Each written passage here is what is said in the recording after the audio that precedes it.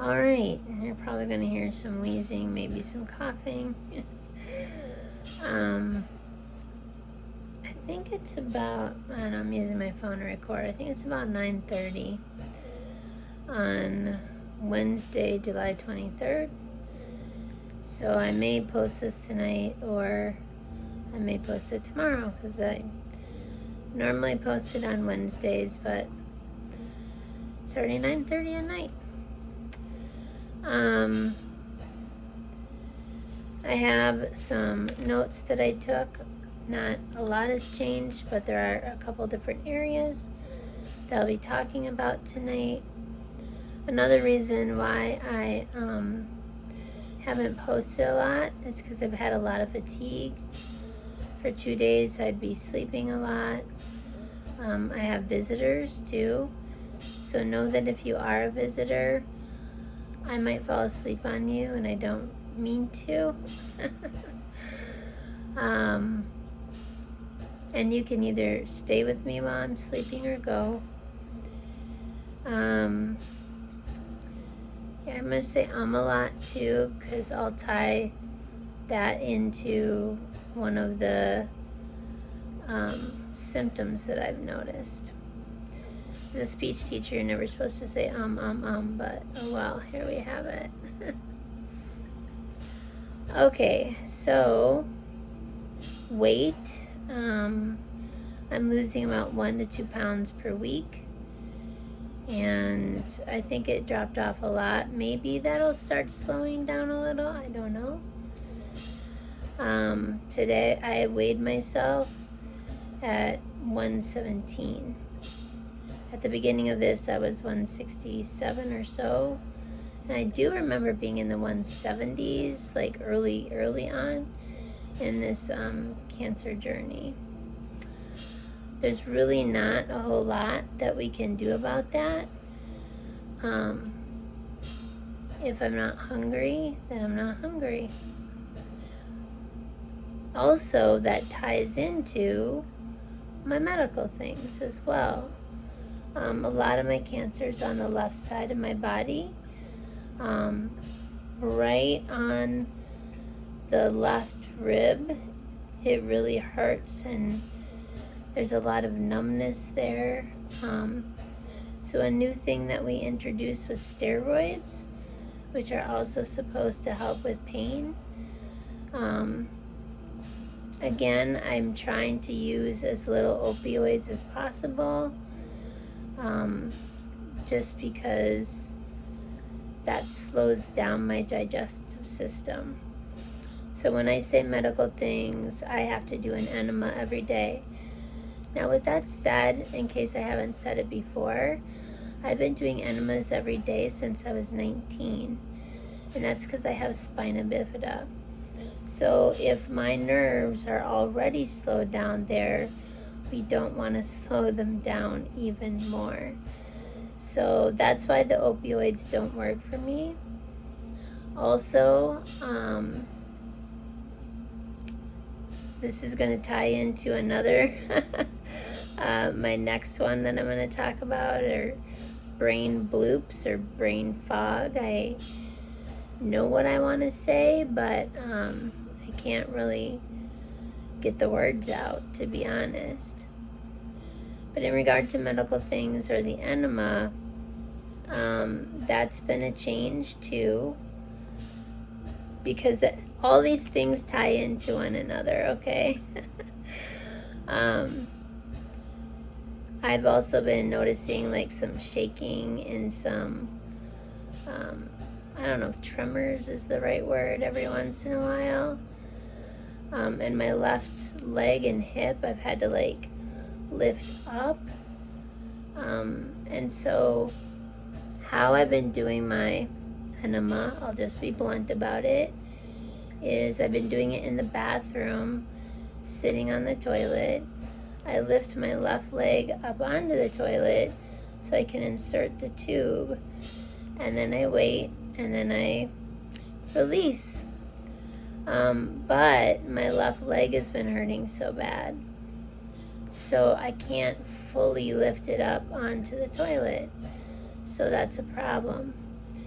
So medical things, everything I've been kind of talking about, and what I've been writing down in my care plan, which I have fully written out and I have clipped.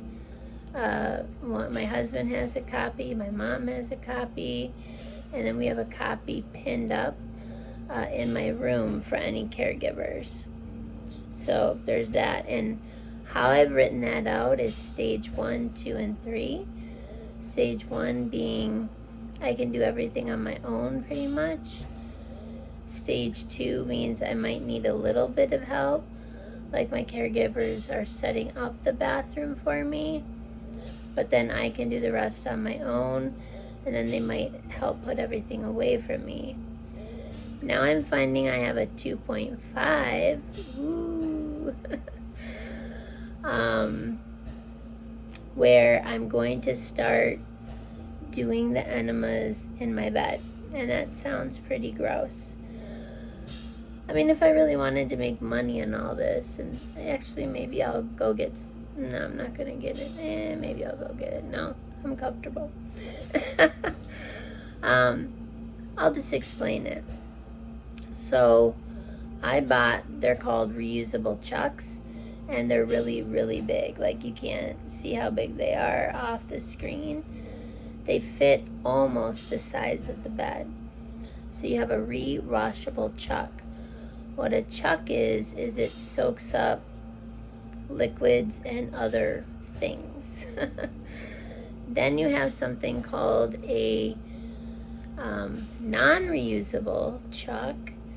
They're smaller, but if you have like a lot of feces or urine or anything, it catches that, and then that's where you can gather it up and put it into a wastebasket. So I also bought an IV pole. So the IV pole, the 2.5, is I'm going to have my caregivers set all that up for me. They'll set up an IV pole. They'll put the enema on that. And they'll set up the chucks for me on my bed. You would take off, obviously, the comforter and the first layer of sheet. So that's just the bottom sheet. And then you have the reusable chuck, the non-reusable chuck, and then, yes, a big, large, extra large diaper. And this fun stuff we're getting into, but I just want people to know what's to come. And what people might have to do if they're on this journey, which I pray you're not. Or maybe you're a family member's on this journey. So then, I would still administer the enema myself. And then I think I'm still strong enough to wipe and clean up the mess for the most part. And then have like a robe or a dress or something. I think I can walk to my shower. It's not that far away. For me, it might be 10 or 12 steps. And then I can still give myself a shower. And then after that, I come back out to my bed and they help me pick my clothes behind me and I get dressed. So that's what I'm calling medical things 2.5, because I need help and I need a lot more help. Or maybe it's 2.75. I don't know.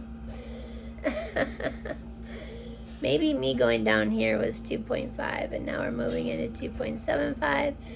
And if I moved up to a full 3.0, that's where the nurses would have to give me the enema. And I'm praying that I'm not there yet. So we're going to do a test run tomorrow. Woo! Do I like doing these things? Obviously not. That is something that you really have to be aware of when your life is going away, that these are some things that just have to be done. And you have to start letting go more and more and letting people help you more and more. And at least I had 7+ months to really think about that. And I think that helped. The more time I had, the more that helped. The less time I would have had, it would have been hard. Not to say that it's not hard now, but it's less hard than it would have been back then, or if I had a shorter amount of time. Alright, so we talked about my weight. We talked about medical things and how I do it. We talked about brain bloops and fogs. So an example just happened today. I said, oh yeah, I have a garage in my kitchen. I mean, I have a... See, I can't even say it now. I have a garage in my kitchen. Yeah. Wait, I said it backwards. I said, I have a kitchen in my garage. What did I actually say? No, it wasn't a garage. See, this is what I'm talking about, brain bloopers, man. I have a garbage. Oh, I have a kitchen in my garbage. There, that's what it was. Holy, but see the brain frog here? I have a kitchen in my garbage. There we go. That's what I said. Instead of I have a garbage in my kitchen. Okay. Wow. Yeah, this is the brain fog. A lot of times I'll be stuck. I'll say like, well, it's that thing, you know? And what's interesting is my caregiver says what's really weird is you're remembering what you're forgetting. Like, you actually know what you're forgetting. So that's kind of interesting. So lots of brain fog going on here. How often is that brain fog or bloopers or whatever happening? Several times a day, I would say. Other than that, I'm probably cognitive. The other thing, don't really check my email. So when I do, it's like 500, 700. One time I got to 900 emails unchecked. So don't send me an email, but you can text me. Even with my texts, it might be a 24-hour or more response. Because I'm tired, I'm sleeping, I might have a brain blooper, whatever. So, not really great with this social media right now. It's on and off. Kind of seems like I'll get back to people like where it was within 24 hours. I would say that now it's within 37 hours or so to 48 hours. So, just to let you know that too. So we talked about the shaking and twitching. There's not really much I can say about that or do about that at this point. And then I am having some pain, like I said. Low opioids, I said. So one of the things that I'm doing to reduce opioids, but I do take them probably 3 to 4 times a day at 1 milliliter. And then I also found these thingies, patches that you can put all over. It's just like a heating and cooling. So it's kind of like an icy hot. And what's good is it is safer on kidneys, which I have to be safe about because my left kidney, even before I went on hospice, was bad anyway because of the spina bifida. My right wasn't that great, but it was a little better than my left. So I still have to be careful. I just researched about the lidocaine patches.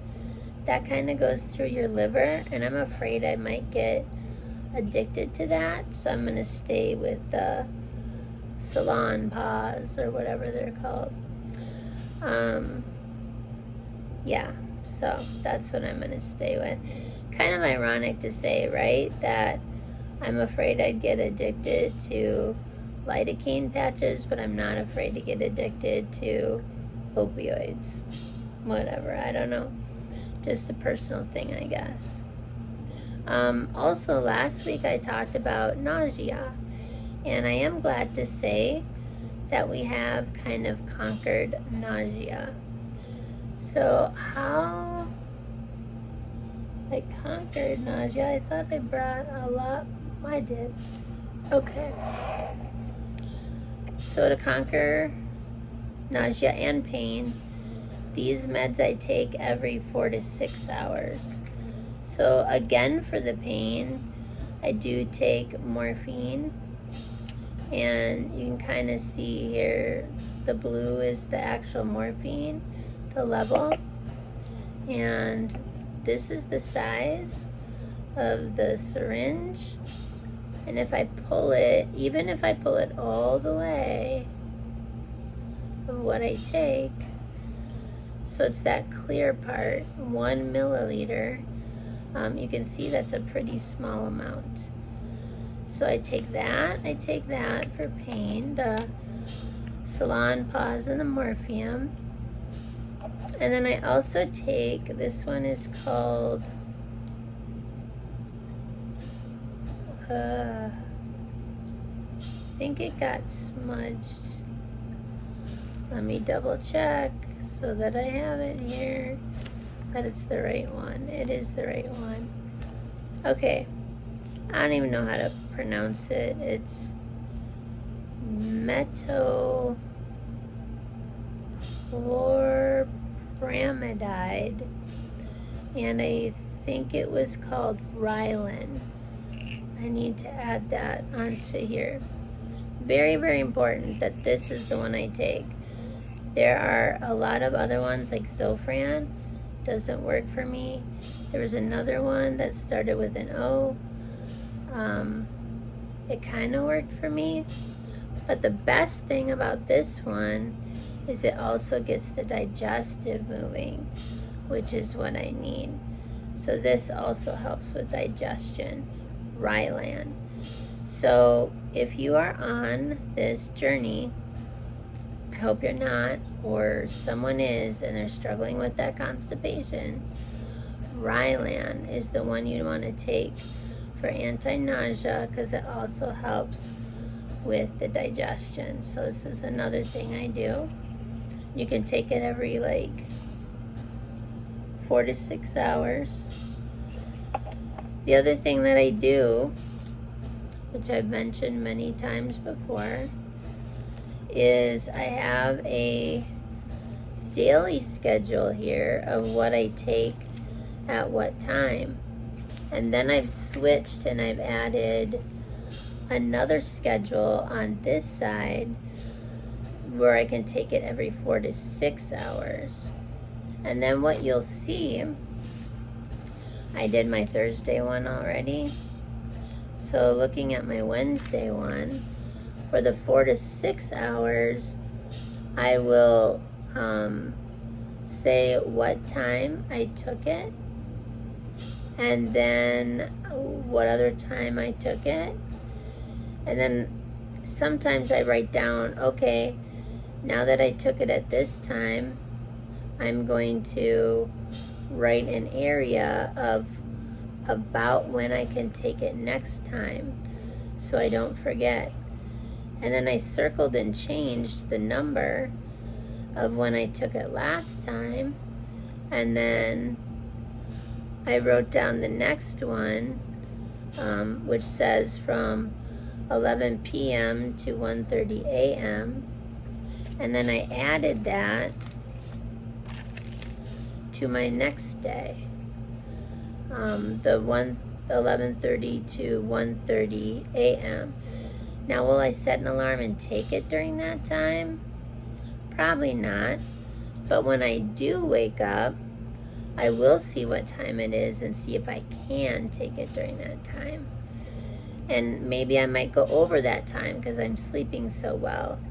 So then I'll write the next one, cross this one off, then I'll create another bracket here of the times when I can take it next. Just helping me remind me so I don't overdose or anything like that. The other thing I write down,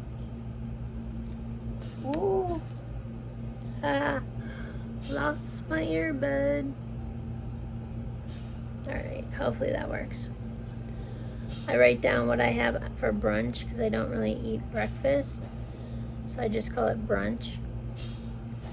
What I ate for dinner and how much I slept during all the day. So I think yesterday I only slept 8.5 hours because I didn't have a nap, to be honest. But then like on Tuesday, I slept 13 hours and 5 minutes. And I think I forgot to write down how much I slept on Monday. But then I think sometimes it's hard because you just have so many notes. And it actually came in handy because when I had my nurse visit today, she needed to know that information. Okay, so on Saturday though, I slept 15.5 hours during the day. So as much information as you can write down when you have those nurses visits, that also is a signal too. Sorry, I'm not trying to pick my nose. Also, the most that you can write down is really going to help your nurse, but also help you remember. And it's also a signal that if you're increasing your sleep more and more, it does mean that you are declining. And that's just some good information to know. Anyway, this did turn out longer than I thought, but this is my weekly update, and I hope you join me next Wednesday or Thursday, depending on when I can get this out. Thank you for the cards. Maybe as a lead out, I will film my card wall again just so you can see it. Yes, I do get them, and yes, we do pin them up whenever we get them. So thank you so much, and thank you for all the well wishes. Even if you're not sending me cards, I do get the notifications on Facebook and those messages too. So thank you so much, and I hope you have a good week. All right, one more thing just before we go, because I was using this to hold up my phone in the back. This is also what we use for anti-nausea. Super Papaya Enzyme Plus Chews. So just so that you know, this is another thing that we use for anti-nausea. Yep, super. And there was one time, sorry, see, this is what I'm talking about with the the click-clack there, the shaking. There's one time, literally, I thought I was going to throw up. Just took one and it stopped immediately. So I take one of those every 4 to 6 hours and or with every meal. Just so you know that part as well.